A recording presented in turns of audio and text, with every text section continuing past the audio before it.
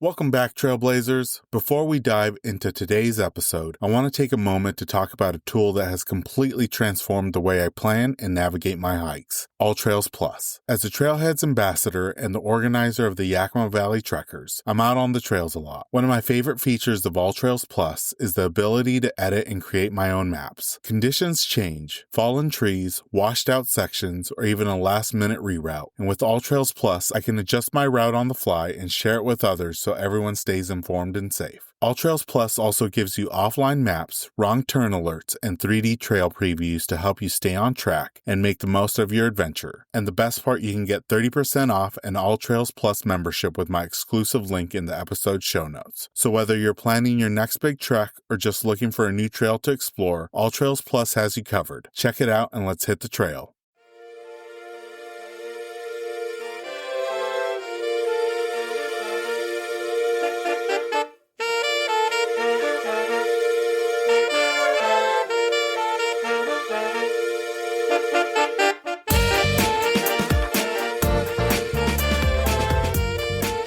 Welcome to Season 15 of the Hikes and Mikes podcast. I'm your host, Ivan, and each week we're hitting the trail through conversations with extraordinary hikers from across the United States and beyond. Summer is the season the high country has been holding its breath for. The pass is finally clear, the snowfields shrink back to the shadows, and suddenly the whole map opens up. Ridgelines we could only dream about in February are right there waiting. There's a particular kind of ambition that lives in these long days. The 4 a.m. alpine start, the meadows exploding with lupin and paintbrush, the cold shock of a glacier-fed lake at the end of a dusty climb. The light stretches on forever, and so does the sense that anything is possible up there. This season, I've had the privilege of sitting down with hikers who chase those big summer objectives, the long miles, the high summits, the trips that test what you're made of, and reward you with the kind of views you carry on for the rest of your life. Their stories are about going farther, reaching higher, and finding out who you become somewhere above the tree line. So fill the water bottles, check the forecast one more time, and get ready. Season 15 is here, and the conversations ahead are as wide open, sun-drenched, and full of possibility as a long summer day in the high country. Larkin returns to Hikes and Mikes 2 years after his first episode, and 14 months deeper into life as a park ranger. He traded Eastern Washington's basalt columns for the red rock of Moab, Utah, and he's back to catch us up on everything in between.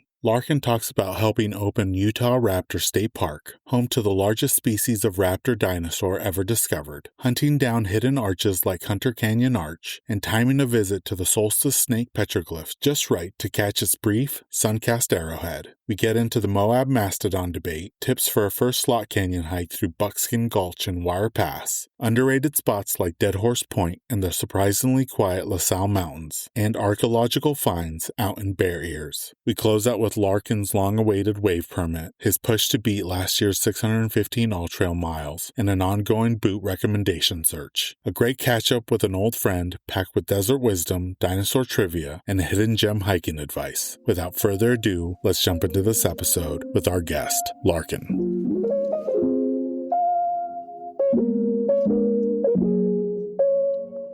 Welcome, everyone, to the latest episode of the Hikes and Mikes podcast. I have a really exciting guest with me today. It's been basically 2 years since we last had him on, and a lot has changed. His name is Larkin. Last time I spoke to him, he was in Washington State, but we're going to be catching up what he's been up to over the last 2 years, I should say. And Larkin, thank you so much for coming back on the podcast. For folks that weren't able to listen to your first episode, can you share a little bit about yourself and how you got started hiking? Well, I'm a park ranger and started hiking just as a kid before we even called it that. We were just playing in the woods. And then I took a trip through the Southwest when I was about 20 years old and really got into all the hiking and traveling. And ever since then, it took off. And like we've talked about in the last episode that you and I did, I spent many years in Colorado and did a lot of hiking there and traveled to many different states and have lived in different states.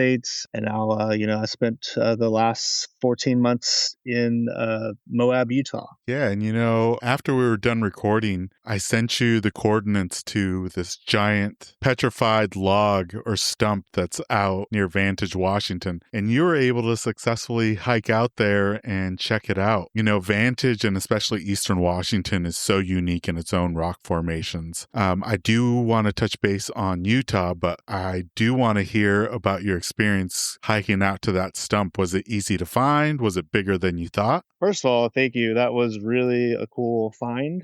And yeah, it was super easy. It was right where you thought it was. Definitely remember it being kind of a longer hike. What was it, about 10 miles, I think, something like that. But pretty easy hiking, like not a lot of elevation gain or anything. And I feel like you could probably see it from one of the boat ramps there, but yeah, a good set of binoculars. It was great, and yeah, it was a lot bigger than I thought it would be. And actually, I think in the photo that we used for the episode you and I did last 2 years ago, I used that one for the photo, so you can see me standing next to it to get a good idea of just how big it is. That's right. You did use it as your episode cover art because you did it shortly after we were recorded. Mm-hmm.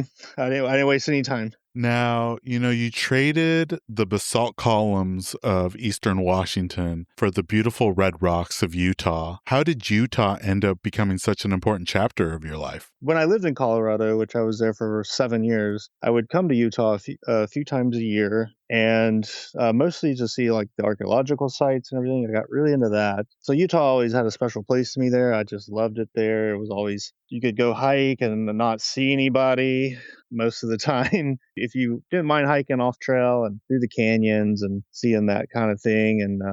And then this time, after I had left Washington, I was in Texas for about 5 months with my family and still trying to do the park thing. And I applied at different parks, was able to get like a supervisory position. I'm sure we'll talk about it later, but a brand new state park in Moab, Utah called Utahraptor. And so definitely took the chance of doing that because I love Utah and Moab and just like a better position for me in my career. And that's how I ended up there. And that's why I just love Utah. Yeah, and you hit the ground running because you were hitting up as many places as you possibly could on your time off and your free time. And from your feed, you clearly spent countless hours exploring Moab as well as other parts of southern Utah. What was it about the landscape that hooked you right away? Well, you just get a really good look at that red rock, and it really just kind of, captivates you. And just the kind of the isolation of it all, because Moab, it's kind of in the middle of nothing, not really close to anywhere else.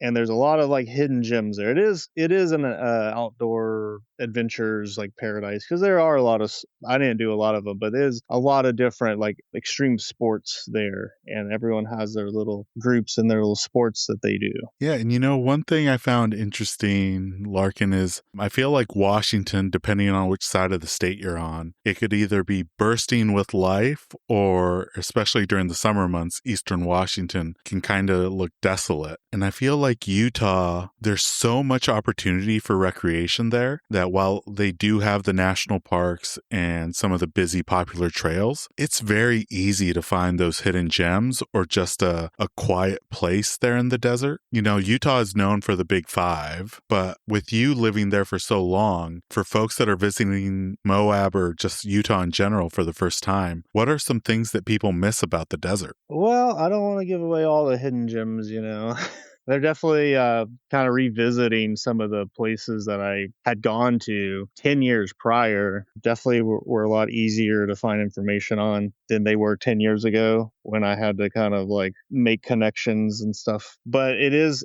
kind of like a lot of public land. So it is one big playground. So if you go around like just kind of like, like the toucan says, follow your nose, and you'll probably end up finding something. You already mentioned your love for hidden gems, but scrolling through your Utah feed, I really noticed that, you weren't really focusing on necessarily the Big Five, the national parks. You're spending a lot of time in some really beautiful, isolated places. When did that shift kind of come for you in Utah where you stopped chasing maybe the famous viewpoints or popular trails and started exploring these hidden gems? Well, I've been to the Big Five national parks like multiple times already. So when I was there 14 months, I didn't even go to Capitol Reef or Zion or Bryce Canyon for that matter. But I did go to Bryce shortly after we had recorded 2 years ago. But I was in Moab, so definitely went to Canyonlands multiple times. Arches was literally next door. I could like walk to it from my house, and I did a couple of times in the backcountry. So I went to Arches actually several times while I was there. And there are hidden gems in Arches too, if you know where to look. But yeah, it's just things I've seen before, and to kind of beat the crowds and everything. So, and there's just so much more to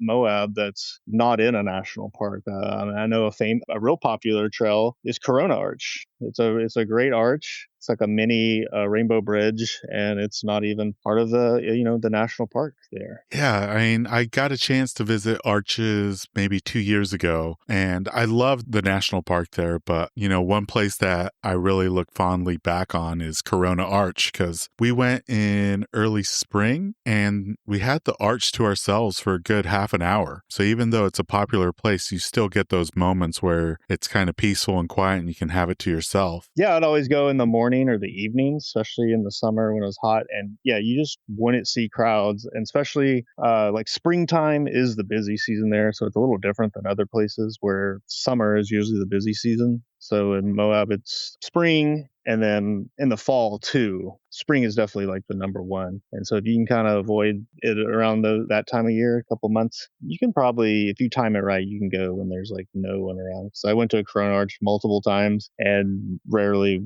there's more than a handful of people there. Larkin, I know this is going to be a tough question, but, looking back at all your adventures and all the places that you visited in Utah, is there one or two places that you look back on and, it still kind of lives rent-free in your mind and you kind of hope that you get to revisit it down the line? Some of my favorite recent adventures in Utah was hanging out with my boy Kevin. Shout out Instavizzle.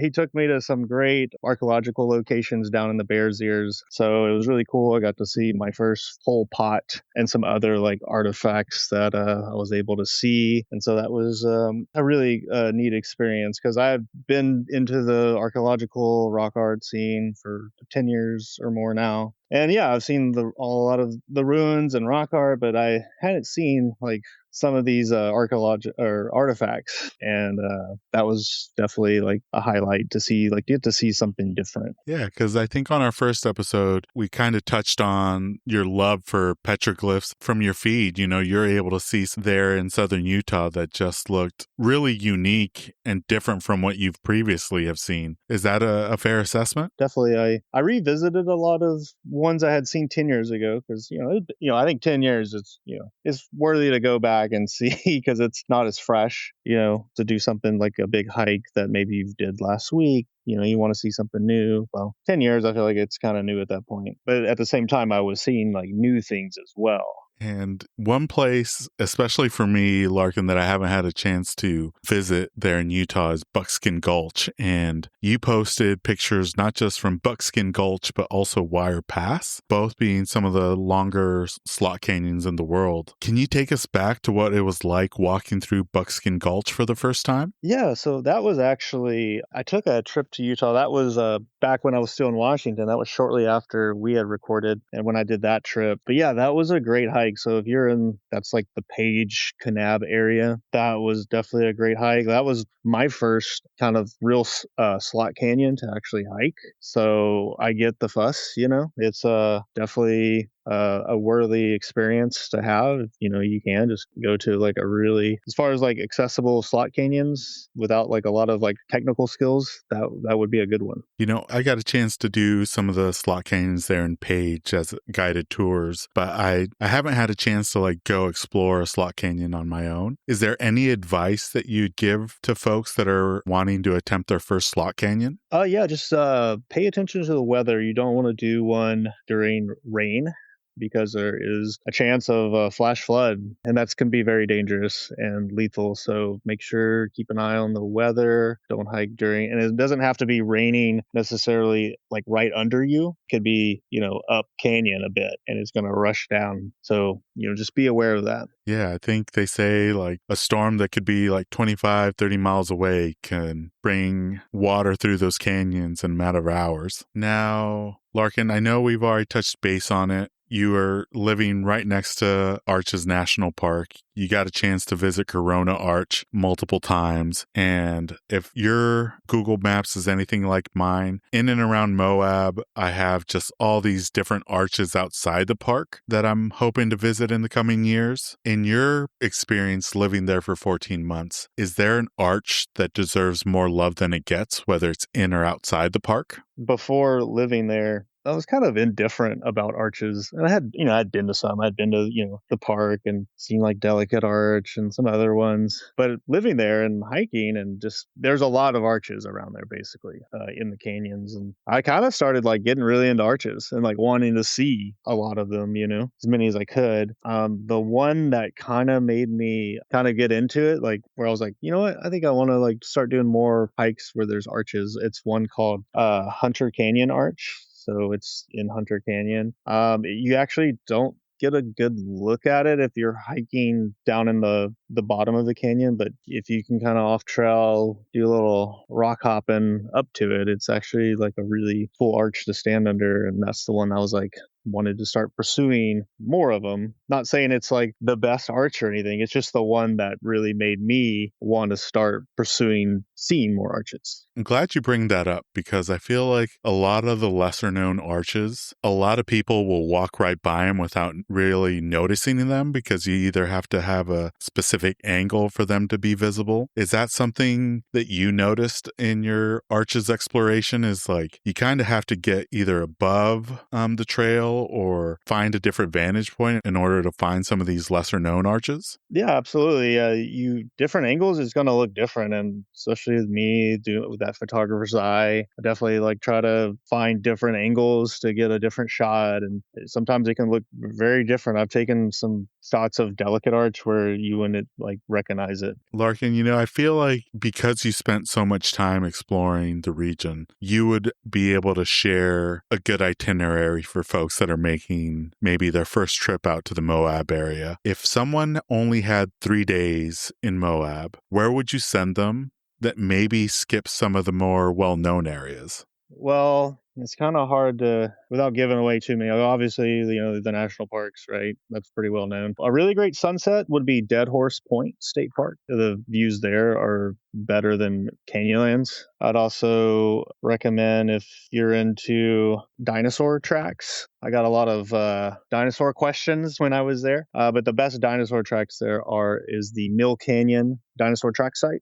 You get multiple different species of dinosaur tracks all within like one area that has a boardwalk around it so you can look down at them. There's also a trail that's called Hidden Valley. It's a pretty cool trail. So you have the rim that goes around Moab. It's called the Porcupine Rim. And there's a trail there. It's signed. And when you go up to it, you're hiking up. And once you get on top of the rim, you're literally like in a grass valley. That's trees, grass. You couldn't even tell that you're actually, I don't know the elevation, but you're, let's say 1,000 feet above the town of Moab. Like you're looking down, but you feel like you're just in a flat valley area because there's still like walls on both sides of you from the red rock. So that's a cool one. That was probably one of my first hikes I did when I moved there, but I had done it before, like 10 years prior. But that was the first hike I did when I moved to Moab last year. And I do want to kind of go back on where you worked because you mentioned that it was a new state park there in Utah. Can you share a little bit about that park and what are maybe some of the sites to see and explore? Yeah, I had no idea about it. I was in contact with another state park in Utah.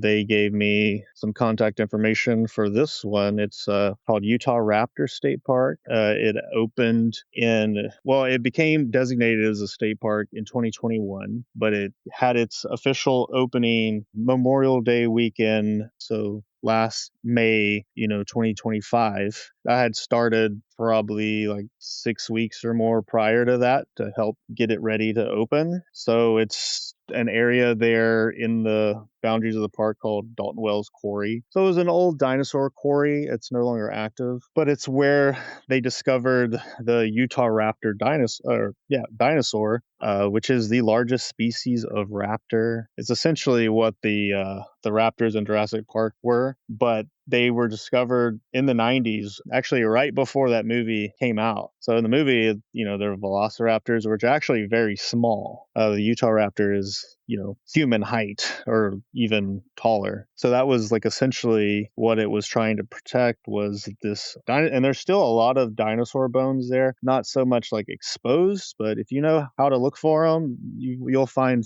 bits and pieces. So there's a museum there that has fossils and everything. And there's a campground too. It's definitely going to have some more and more development as the years go by. But as of now, that's kind of where it sits. That's awesome, man. And that's fairly recent in the scheme of things, like the 90s. Being able to discover those raptors and knowing that it's one of the bigger species is incredible. For folks that know Moab, what side of the town is it on? Oh, so it's 15 miles north. It actually shares a border with Arches National Park. Definitely going to add that to my list next time I'm in Moab. Now, Larkin, one of my favorite posts that you posted during your time down there in Utah is the before and after photo that you took 10 years apart of the same petroglyph panel. What was it like returning to that exact spot after a decade? Well, I don't think it's changed very much. It's still the same. And a lot of that stuff was it's a lot easier to find information on it online than it was 10 years ago. Now, Larkin, the other, post that I wanted to kind of touch base on is if you could tell the story behind the Solstice Snake and why archaeologists got so excited when they discovered what it actually does. Yes, and I may not have all the facts right or anything. I do remember reading about the importance of the Solstice Snake. And so Solstice Snake it's almost a 30-foot long snake petroglyph outside of Moab and kind of a long hike. Remember when I first went there, which was, like I said, 10 years ago, and it was definitely a lot more confusing to get to than it was. It seemed like a little more straightforward this time. It's definitely like more information out there about it. So the story, if I remember correctly, it was not discovered or realized that it was a solstice marker until fairly recently.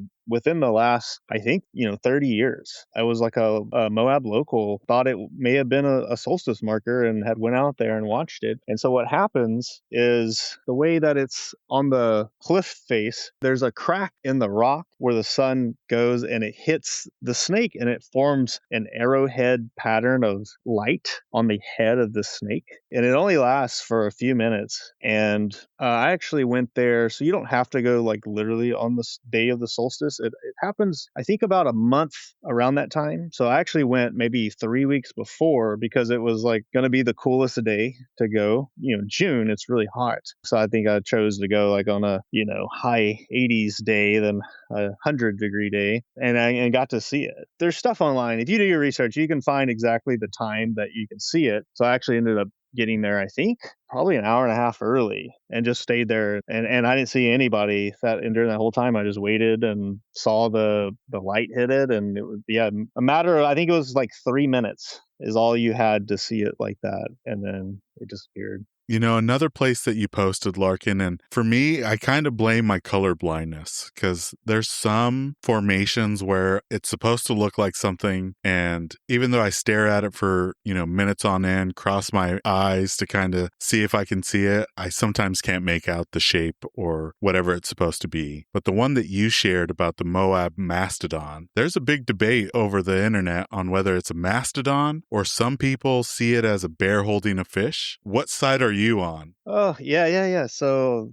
that was actually one that I had not seen before. I had heard of it and I had seen pictures of it. And then went to see it and heard about the debate where basically people claim that it's a mastodon, and then the Bureau of Land Management came out and said, no, it's a bear holding a fish in its mouth. But I don't think it's either, honestly. I don't really know what to make of it, but I don't think it's a mastodon, and I don't think it's a bear with a fish. We do have other bear petroglyphs out there so you can compare to, and it just doesn't add up So I don't know what it is. Sometimes I just like to leave it open, but I don't think it's either one. So you're kind of in camp 3 where it's something, but it's not what they're saying it is. Now, during today's recording, you've definitely talked a lot about dinosaurs, especially your time there at the state park. And I think one thing that the community can see is how often dinosaurs show up on your page. Is there a certain thing that captures your interest when it comes to the dinosaur side of things in Utah? Well, I will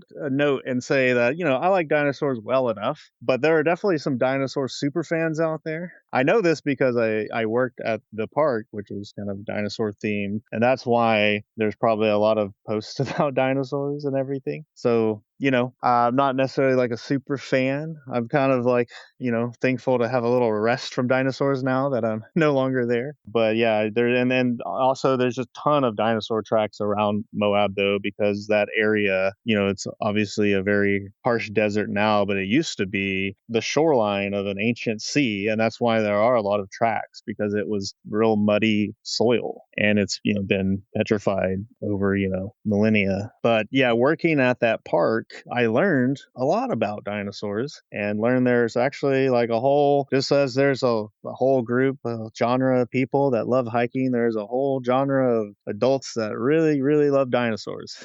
And I gotta ask, because you have seen them in person. I'm constantly putting in my lottery entry for the wave, and one of the places that I want to see in the wave is where the dinosaur tracks are. In and around Utah, are those tracks like pretty visible in the sense that if you're walking on the trail, you'd be able to be like, oh, that's a dinosaur track, or is it something that you really have to kind of look at and investigate? It was something you'd probably need to investigate because depending on what type of track it is. So if it was a sauropod track, which are going to be your long neck dinosaurs, their tracks are just kind of like a pothole. It's just kind of a round hole. They didn't have like columns or anything. And then the carnivore type dinosaurs usually have the 3 toes, and those are kind of like the more, I think, visually appealing ones. One thing that I think you quickly learned, and I definitely picked this up living in Phoenix, is sometimes in order to escape the heat, you got to go up into the mountains. And I feel like the Sal Mountains was your escape from the desert heat.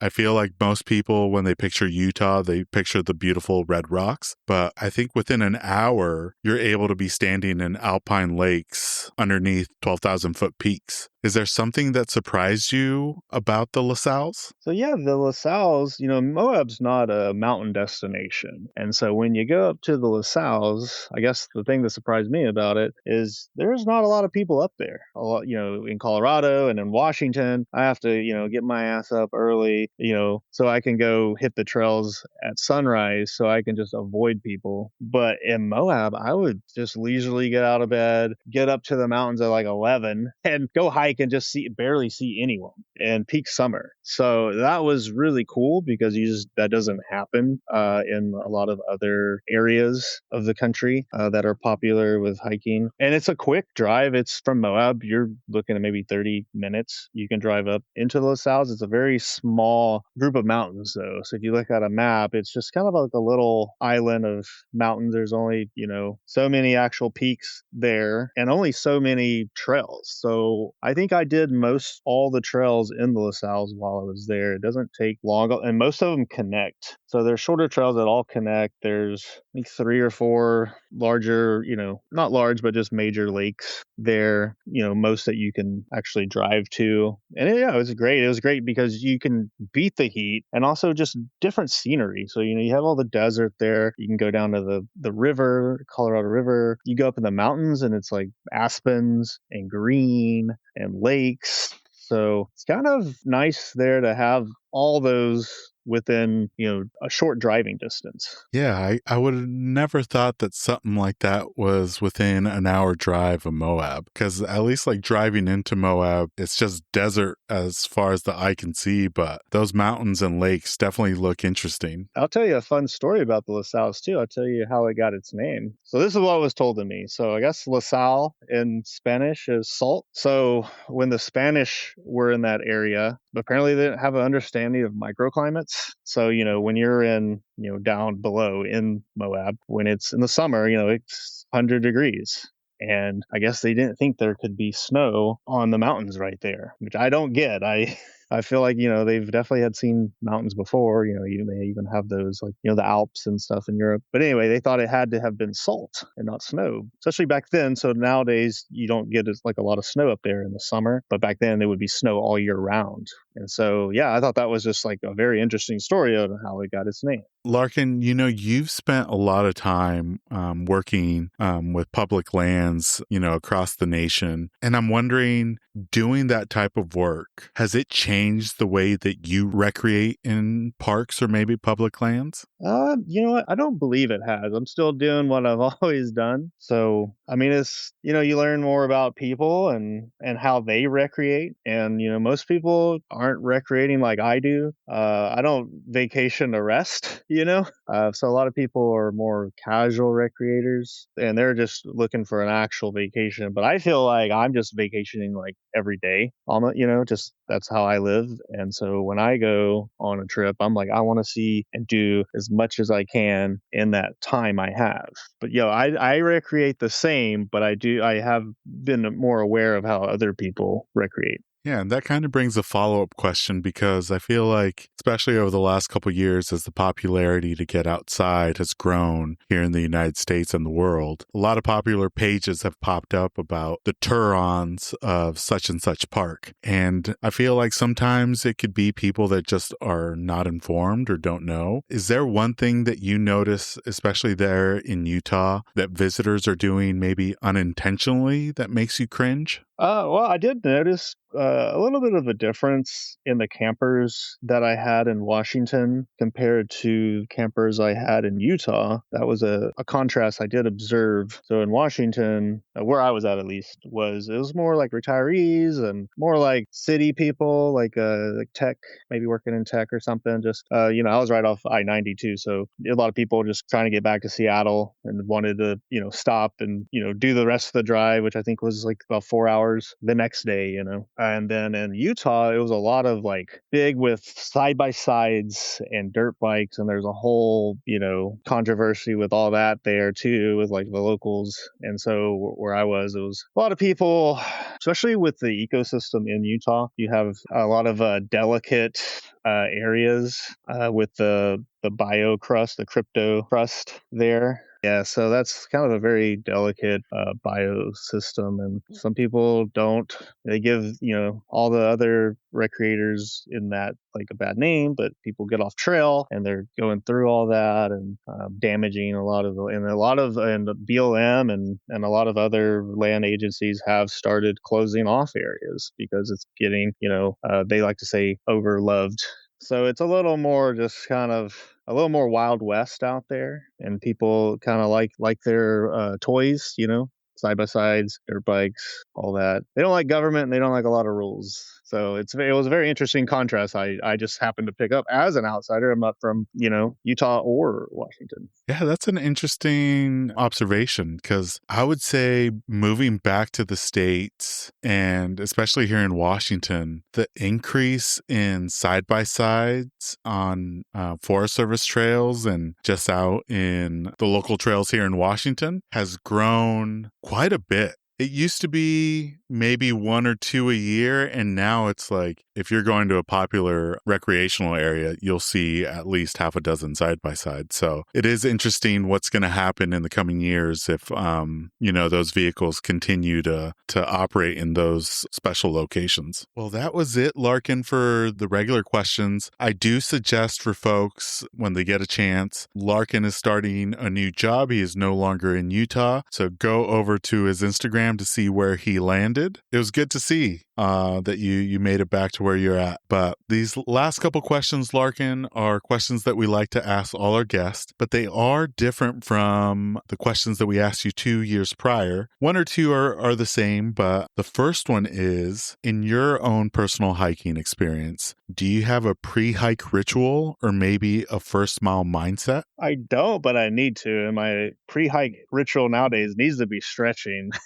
Because I don't do that enough, and I starting to feel it. I'm right there with you. I almost need to bring a mat just to do my stretches before and after. I do got to ask, because at least for me, one of the highlights of Moab was I was able to find a great Mexican restaurant that had tacos de chicharron, so pork rinds with green sauce. Some of the best tacos I ever had there in Moab. But for you, was there a go-to post-hike meal or drink there in Moab? A great place in Moab to go is Giliberto's, just for either post-hike meal or a late night snack or a brunch. Any time of day, I would recommend Giliberto's. Oh, that is hilarious that you brought up Giliberto's, because that's it. That's the restaurant. That's it? Oh. Yeah, I think I was in Moab for 3 days and I ate there twice. It was that good. Yeah.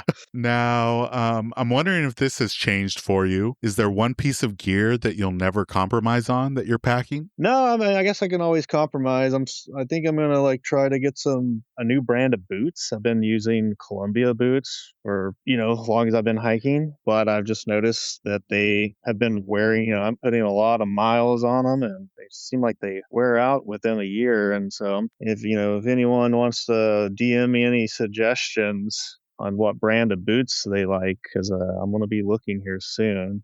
Now, again, in your own personal opinion and personal experience, what's the most overrated piece of outdoor gear that you've used? I got to go with them hiking poles. I know we had talked about that last time, and so I just don't use them. I've tried to use them. I just don't like them. It's not for me. Now, Larkin, we are officially in the summer hiking season, and I'm wondering, for you, do you have any hiking or adventure goals for the rest of 2026? Yeah, so last year, I used AllTrails, and last year I logged about 615 miles for the year. So I'm trying to just beat my record of that this year, and it looks like from where I'm at right now, that's definitely going to happen sooner than later. So that's one of my goals I've had for myself this year. It's funny you mentioned earlier that you've been trying to get a permit for the wave, because I actually have one. I've applied every month. I applied every month when I was in Moab and didn't get it. And you have to do 3 months in advance. So I actually have it for the end of July, when nobody wants to go, when it's hot. So I'm planning on getting a plane ticket and going down there and doing it. I didn't want it to deter me enough that I'm not in Moab or in that area anymore, because I still want to do it. I waited over a year to finally get my permit. So, oh man, congrats, dude. I've been doing the same thing, but what's funny is I'll avoid entering the lottery during the summer months, because the heat definitely is something I'm like, I don't know if I want to be out there. But since you lived in Moab, I know that you know how to handle the heat. Yeah, my plan is just to start early, but I did a lot of hikes last summer in the heat. I just bite the bullet and do it. Well, I'm excited to see pictures from that visit.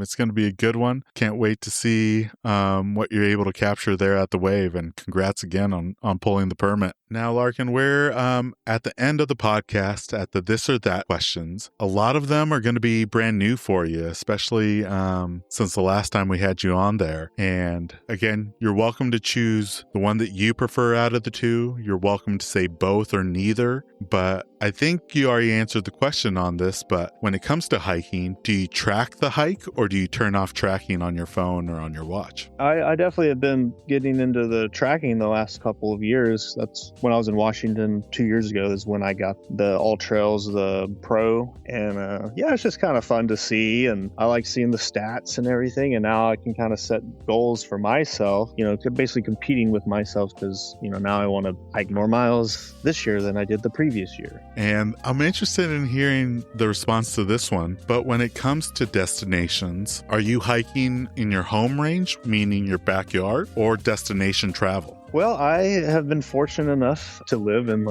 some really beautiful, great places. So it's kind of like my backyard. When I was in Moab, I could just walk out my door and just start hiking.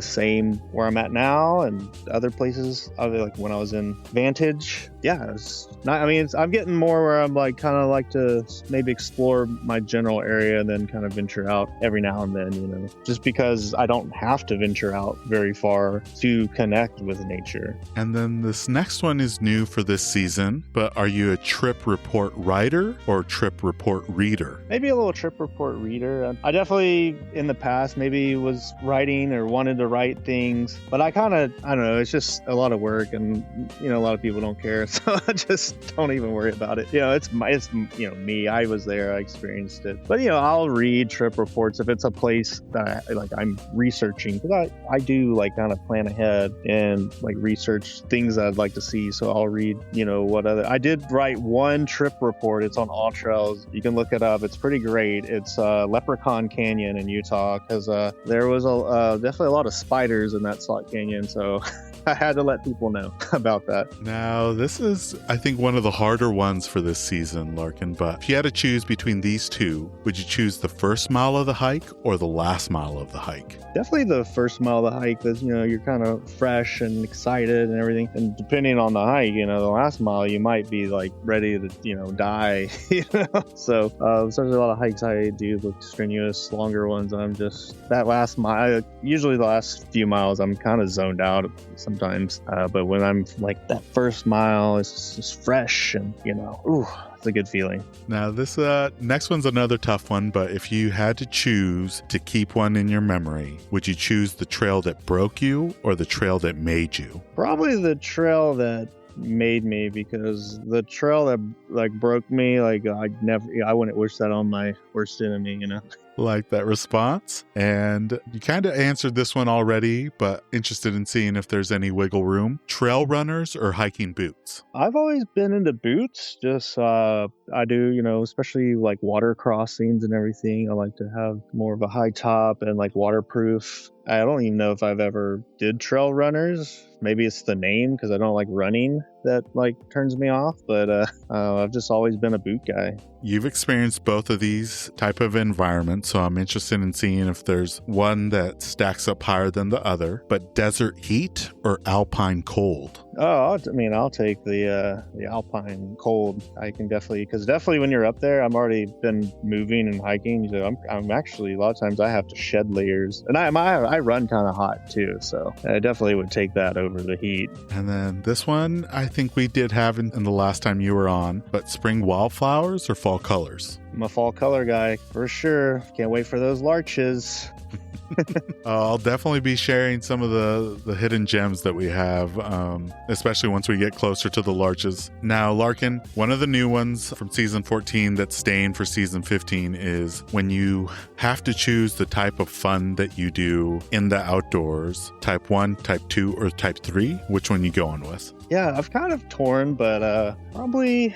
I feel like recently it's been more of the type 1, though sometimes in especially my Colorado days, it was type 2. And that was with a lot of strenuous, long, lots of elevation gain hikes that you would be like, why am I doing this? And then you get down from the mountain and you're like, oh, I can't wait to do it next week. And nowadays I've done a little more especially in Utah, I didn't do a lot of mountain hiking. So a lot of hikes I did, there wasn't that much elevation gain. And so the times when I was in the LaSalle and actually did hike the mountains, I was definitely, if you don't use it, you lose it, The last one for this season is if you had to choose between these two, are you choosing a backpacking trip or a day hike?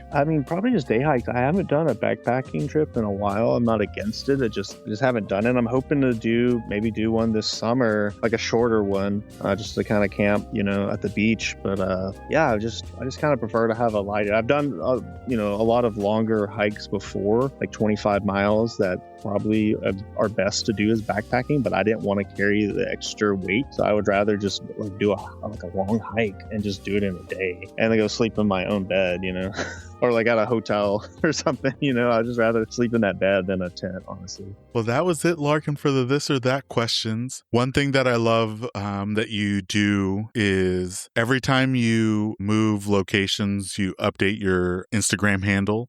So for folks that are wanting to follow your new adventures at your new location, where are some of the places they can find you on social media or online? Yes, you can just follow me on Instagram. It's PNW Ranger 1. find me there. Keep up with all the adventures. I'm still posting a lot of Utah pictures. I still got a few more months of pictures worth to post. I haven't done yet. So, and then plus like all the new stuff and my new adventures. So I try to mix it up so it's not kind of redundant. Awesome, Larkin. We'll be sure to put that updated social media handle on the episode show notes so people can follow along. It has been a blast reconnecting with you and hearing a little bit more about your Utah experience. And I can't wait to see what the rest of 2026 has to offer for you, but appreciate you taking the time out of your evening to speak with us. Oh yeah, thanks for having me again. I really appreciate it. And that brings us to the end of this episode alongside Larkin. We extend a heartfelt thanks to him for joining us on the podcast. Be sure to follow them on Instagram at PNW_Ranger1. And for more, be sure to check out the episode show notes. This episode of Hikes and Mics was produced by Jordan Smith. Be sure to follow her adventures on Instagram at jordan.journeys. New episodes will drop every Monday throughout the summer hiking season, with the occasional Friday bonus episodes along the way. To make sure you never miss a moment of these inspiring trail stories, hit that follow or subscribe button. Your support truly keeps this community moving forward, one episode at a time. Don't forget to connect with us on Instagram at Hikes and Mics. That's where you'll find behind-the-scenes episode visuals, my own summer hiking adventures, and plenty more to keep that high country stoke alive while the long days last. As we wrap up today's journey, remember, the passes are open, the peaks are calling, and the whole season is stretched out ahead of us like a trail with no end in sight. So chase those big summer miles, soak in every hour of daylight, and keep climbing toward whatever's waiting above the next ridge. Until next time, my fellow hikers, happy hiking.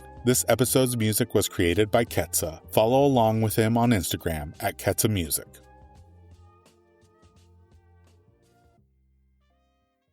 This episode is brought to you by Ursa Minor Outfitters. Folks, I'm absolutely in love with my loon mug. It's handmade, it's an absolute piece of art. Whether it's at the office or at the house, people keep asking to check it out. If you're not a loon fan, they also have other beautiful mugs for wildlife fans of moose, bears, and eagles. They specialize in products highlighting the outdoors and local pride through quality design by local artists. They've even started expanding into items beyond mugs, like apparel, dog accessories, and soon candles and more. They also try to partner and highlight other small businesses, and in some cases, forego profits in lieu of charitable giving to help their community, such as the dog rescue. So check them out, ursaminooroutfitters.com, and enter promo code HikesMikes10 at checkout to receive 10% off your order. And for our four-legged hiking partners, they also have a portable silicone dog bowl and also a sweet over-the-collar dog bandana. Go check them out, ursaminooroutfitters.com, and don't forget to enter promo code HikesMikes10 at checkout to receive 10% off your order.